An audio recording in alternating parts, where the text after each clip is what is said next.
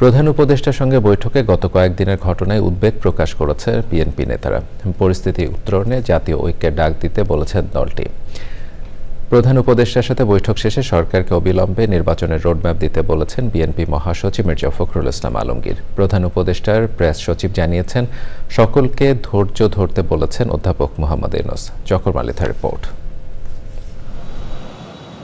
গত কয়েকদিনের সহিংস ঘটনার পরিপ্রেক্ষিতে বুধবার সন্ধ্যায় প্রধান উপদেষ্টা অধ্যাপক মোহাম্মদ ইউনূসের সাথে বিএনপি মহাসচিব মির্জা ফখরুল ইসলাম আলমগীরের নেতৃত্বে দলের ৫ সদস্যের প্রতিনিধি দলের সাক্ষাৎ। প্রধান উপদেষ্টার সরকারি বাসভবন রাষ্ট্রীয় অতিথি ভবন যমুনায় সন্ধ্যা ৬টা থেকে টানা ১ ঘন্টা ১০ মিনিট বৈঠক শেষে বের হয়ে সাংবাদিকদের সাথে কথা বলেন মির্জা ফখরুল। গত কয়েকদিন ধরে যে আইন শৃঙ্খলা পরিস্থিতি, পরিস্থিতি এবং আপনার ছাত্রদের কয়েকটি কলেজের সমস্যা নিয়ে এই বিষয়গুলো নিয়ে আমরা আমাদের যে দলের পক্ষ থেকে যে আমাদের উদ্বেগ, সেই উদ্বেগের কথা আমরা তাকে জানিয়েছি এবং আমরা আশা করেছি যে আমরা প্রধান উপদেষ্টা তিনি তার পরিষদ নিয়ে অতি দ্রুত এই বিষয়গুলো শান্তিপূর্ণ সমাধানের ব্যবস্থা করবেন।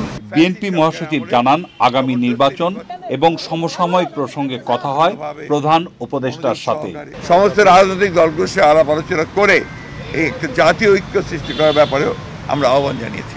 আমরা সেই সঙ্গে আপনার এটাও বলেছি যে আমাদের নির্বাচন যেটা সবচেয়ে বেশি প্রয়োজন, সংস্কারগুলোকে আপনারা সম্পূর্ণ করে অবিলম্বে যত দ্রুত সম্ভব রোড ম্যাপ দেওয়ার কথা আমরা বলে এসেছি, যে একটা রোড ম্যাপ অত্যন্ত জরুরি। বিএনপি মহাসচিবের পর যমুনার সামনেই বৈঠক নিয়ে কথা বলেন প্রধান উপদেষ্টার প্রেস সচিব। জাতির সমস্ত ইউনিটির ক্ষেত্রে, জাতির স্ট্যাবিলিটির ক্ষেত্রে উনি সবার মধ্যে ইউনিটির কথা বলেছেন। সেটা এমন স্টুডেন্ট, ছাত্র, জনতা, হিন্দু, মুসলমান, খ্রিস্টান সবার মধ্যে উনি ন্যাশনাল ইউনিটির বার্তা দিয়েছেন।